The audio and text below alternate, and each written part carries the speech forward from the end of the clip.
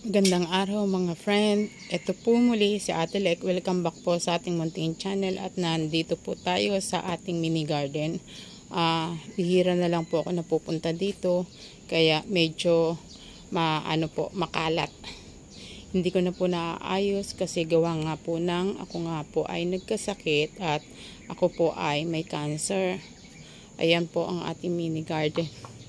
Pasensya na po kayo, hindi ko po talaga maayos ang ating mini garden na maging maganda. Medyo yung mga pinagputulan ko po ay nandirito lang po, nilalagay ko po dito.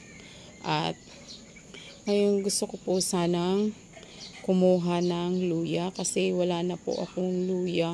Tingnan nyo po, ay saglit lang po, yung ating papaya. Ayan na po.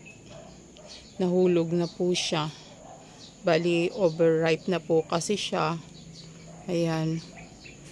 Nagkakalaglagan na po yung ating mga papaya. Kasi nga, bihira nga lang po ako mapunta po dito dahil madalas po ay pumupunta po ako sa ospital. Ayan po. Ayan po yung ibang papaya. Nagtabas po ako ng mga malunggay kasi sobrang matataas na po at ano na rin po, nakakahiya din po sa kapitbahay pagka sobrang mataas na po ang puno ng ating malunggay. Ito po, meron po tayong saging. Nakapagtanim po ako ng saging at ito po, namunga na po siya. Tingnan nyo po mga friend yung bunga niya. Yan. Yan po. Ano pa po, siguro matagal pa po yan. Ayan. Inaabangan ko nga po siyang mahinog kasi gusto ko pong hinog sana sa puno yung itong saging na ito bago po kunin. Yan, kita nyo po yung malunggay po natin. Sobrang taas na rin po, hindi ko pa po napuputulan. Kasi nga, nagkasakit po ako.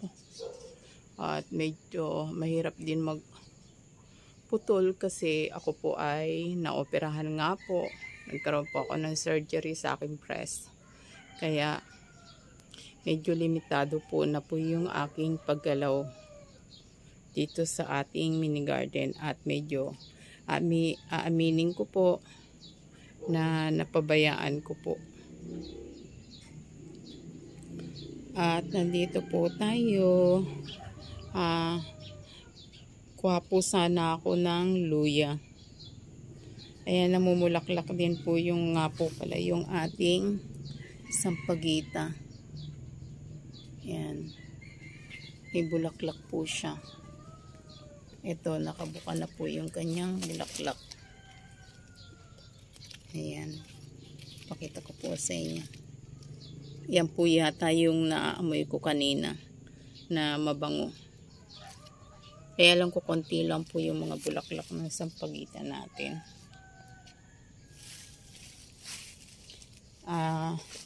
Gusto ko pong kumuha ng ating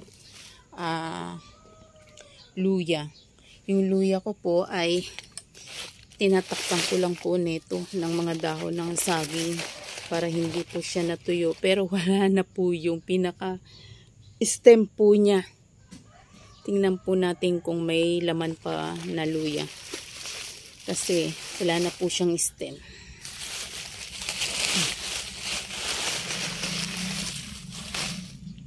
Tingnan po natin.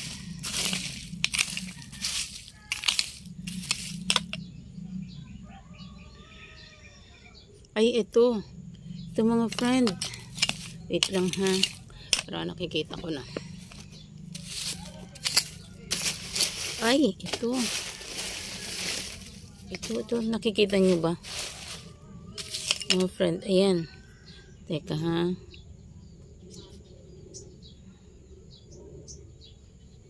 Ayan, dito na. Ayan. Ayan. Ito, nawala po yung kanyang mga ano yun, yung sanga, yung pa ng luya. Pero may luya pa po siya. Ayan. Ito. Wala, nakalabas na po siya. Hindi na kailangang hukayin. Kasi wala na po akong luya sa Maynila. Medyo nahirapan po akong angatin kasi alam nyo po, yung kaliwa ko po yung nagkaroon ako ng surgery. Limitado po yung ating pagkilos.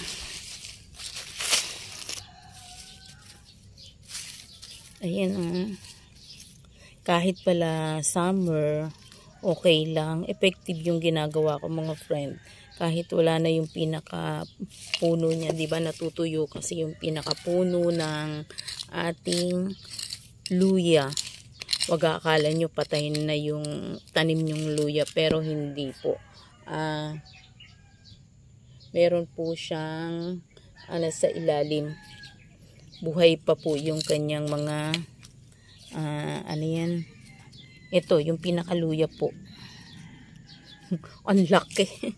Parang hindi ko makuha. Gusto ko sana siyang makuha ng buo. Kaso, pero hindi ko po siya uubusin mga friend. Para pag kailangan ko lang ng luya ay kukuha lang po ako dito. Ayan o.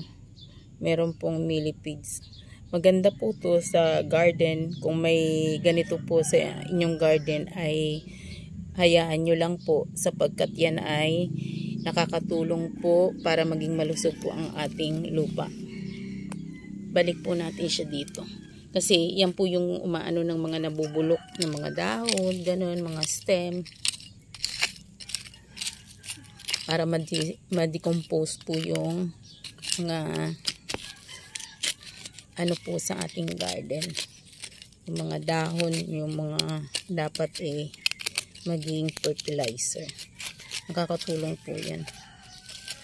Ito po, ang laki niya. Diba? Ang laki.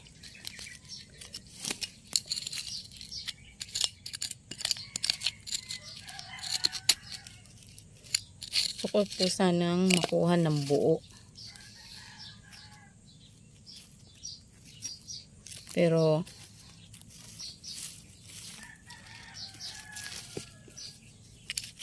parang mahihirapan po yata akong kunin.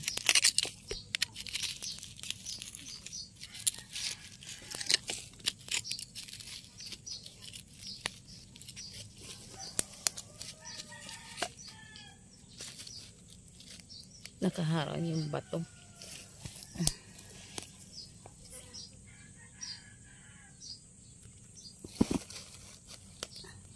Tanggalin po natin yung bato.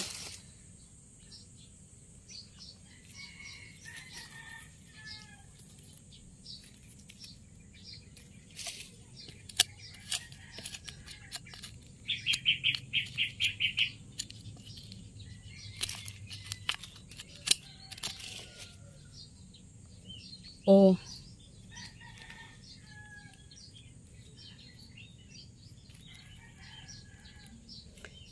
Ang hirap. Hindi ko siya makuha mga friend. Kuha na lang kaya ako ng konti. Yung mga nakalabas. Kasi hindi ko talaga siya kayang angatin.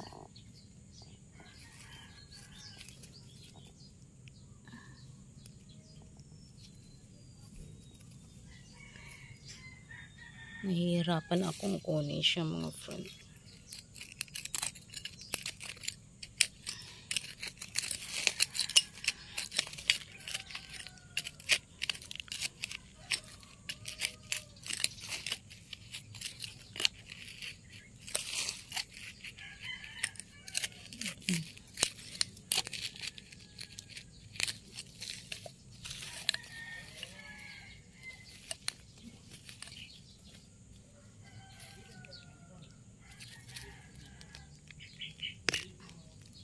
Ayun. Ayan. Ito siya mga friend. Nakuha na rin natin, di ba? Oh. Marami siyang yung mga baby na luya pa. Ayan, magkakaroon pa siya. Sisibol pa yan. Kaya lang hindi nga natin nakuha lahat. Pero okay na rin yan. Ayan. Tingnan natin kung may natira para hindi ko na kukunin yung natira kasi para yun ang tutubo uli. Ito. Yan, meron pa rito. Para yan naman ang magsibol.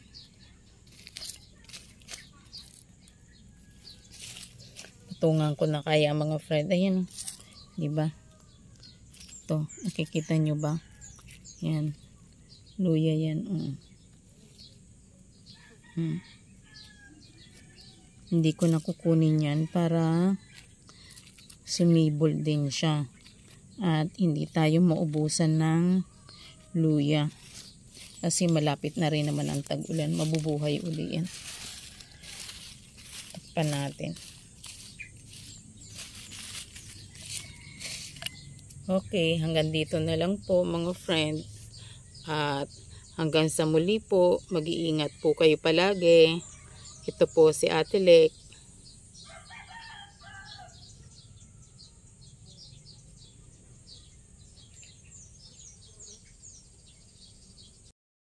Ito mga friend, yung ating papaya ngayon dito. Ang ating puno ng papaya. Kukuha ako ng ilang dadalhin ko para sa Maynila. Para pansahog natin sa tinola. Masarap to sa tinola. Ang halo ay papaya at malunggay at napakasarap lalo kung lalagyan yun siya ng tanglad or lemongrass. Hinanda ko na rin yung ating DIY na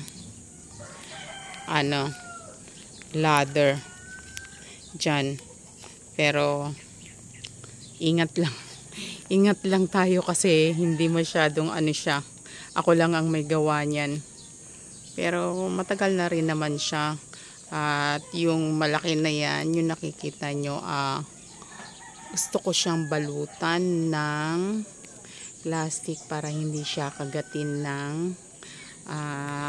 mga insekto. Yung mga nangangain ng mga prutas. Yan. Wala tayong tagapag-video kaya aakit ako. Dahan-dahan lang. Eto, may dala na akong plastic. Naka-ready na yung plastic ko. Pabalutan ko siya ng plastic. Yung malaki para mahinog. At sana naman pagka nahinog siya makuha ko kasi madalas hindi ko siya na aabutan na hinog. Laging lumalagapak sa lupa. Pero okay lang naman din kasi at least may pagkain yung mga ibon na dito sa ating mini garden at nagiging fertilizer din siya. Teka, try natin ha. Pero tandahan lang. Teka. Ito mga friend, nakakuha ako ng isa. Lagay natin sa ating plastic bag.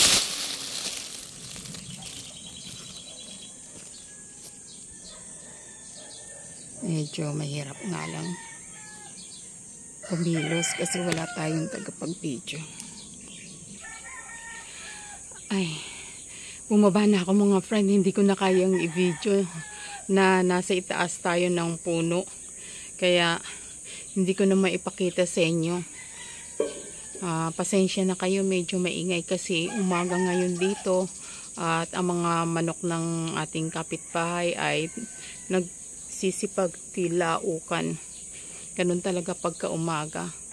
Kaya, pero maganda naman at medyo magandang pakinggan ang tilaok ng mga manok.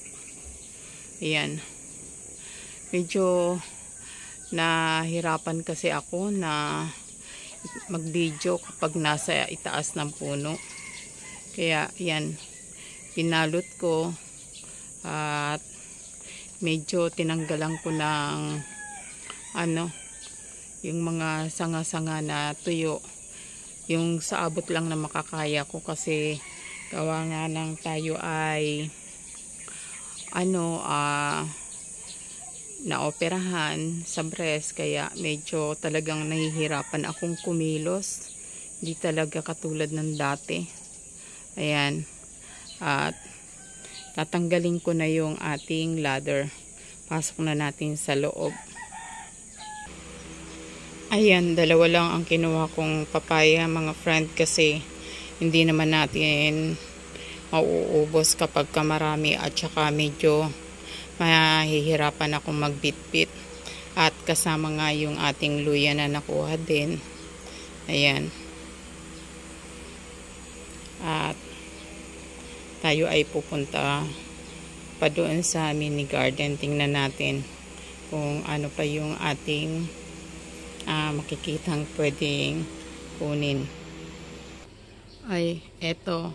Andito tayo at ang ating blue ternate o blue ternate ay maraming bulaklak. Ayan mga friend. Sabi nila ay ano daw yan, ano yan, parang antioxidant ba? Hindi ako sure ha. Iniinom daw yan yung bulaklak. Ano mo lang sa mainit na tubig at pwedeng gawing tea. Ayan. Ang ating blue ternate. Dami niyang bulaklak. Yan, pasensya na ha. Medyo maingay kasi umaga na. Gising na ang ating mga kapitbahay. At saka mga tilaok ng manok. Ayan. Daming bulaklak ng ating blue ternate. Ayan, nandito ako sa ilalim ng puno ng saging mga friend. At medyo pawis na pawis ako kasi medyo nag-ayos-ayos ako dito sa garden. Nagwalis at medyo inayos-ayos ko muna. At nagputol ako ng mga sanga para medyo maaliwalas naman yung mga nagtataasan nating mga puno-puno. Puno ng malunggay, ganun. Tapos tinatanggalan din natin ng ng mga tuyong dahon yung ating mga halaman. Kaya pasensya na kayo sa akin dahil ako ay talagang pawis na pawis. Dahil hindi bali naman at umaga at para pampalakas na rin ng katawan. Ayan. Ang sikat ng araw nandirito sa ating garden. Ayan. Masyadong tahimik ngayon. At medyo naririnig ko na lang ay ang mga huni ng ibon.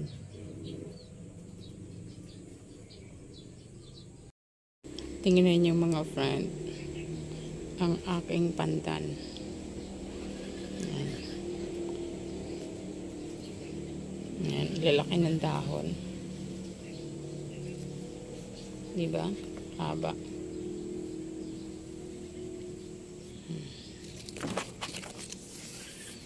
Ang haba ng dahon. Dito sila nakatanim sa tabi ng saging.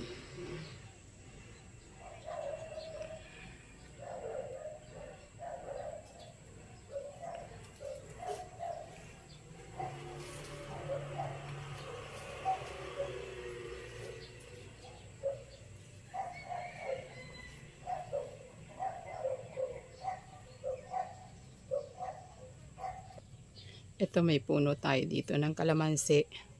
Pinutulang ko siya mga friend kasi sobrang taas na niya. Hindi ko yan tinanim.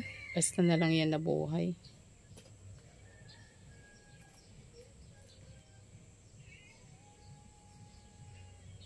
Ayan.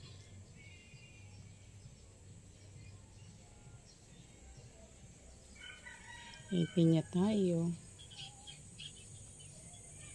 Ayan. Medyo makalat lang talaga dito sa ating garden. Ayan, may taro din tayo. Ito pa pinya.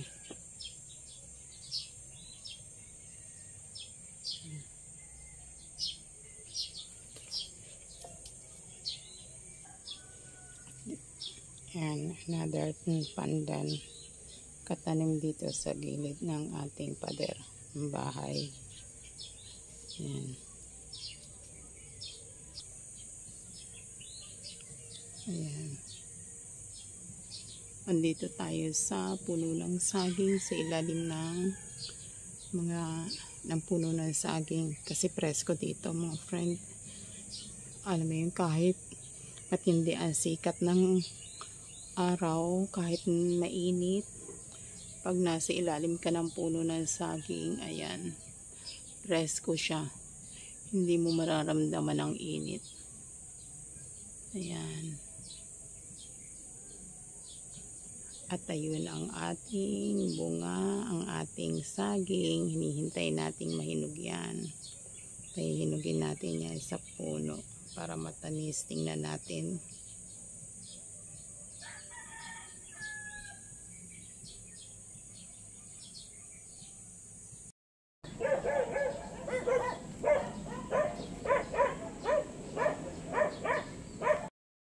Ito mga friend ang ating mga nakuha na. Ayan, kinuha ko malunggay. Daon ng malunggay. At ito naman ang kanyang bunga. Masarap siya na ilutong pakbet, isahog sa pakbet or sa diningding. Tapos, ito yung ating papaya. Ayan. At meron din ako nakuhang isang malaking papaya kahapon. Ayan. At ang ating luya. Ito yung ating luya. Ayan. Marami din siya, di ba mga friend? Ayan ang ating mga nakuha sa ating mini garden. Diba? Kahit papaano makakatipid tayo, hindi na tayo bibili ng dahon ng malunggay. Ayan. At ang ating bunga ng malunggay. Meron din tayong itong malaking papaya na to ay aking pahihinugin. Try kong pahinugin. Kasi nga nakita ko yung kahapon na siya yung natira sa pinakamalaki. Kasi nga 'di ba yung mga ibang papaya natin overripe na sa puno at mga nalaglag na. Kaya yan ay kinuha ko na kaagad para maiuwi natin at ang ating pang tinola na papaya. Dalawa lang kasi mahihirapan akong mag-bit-bit. Ayan, ang ating mga naani sa ating mini garden.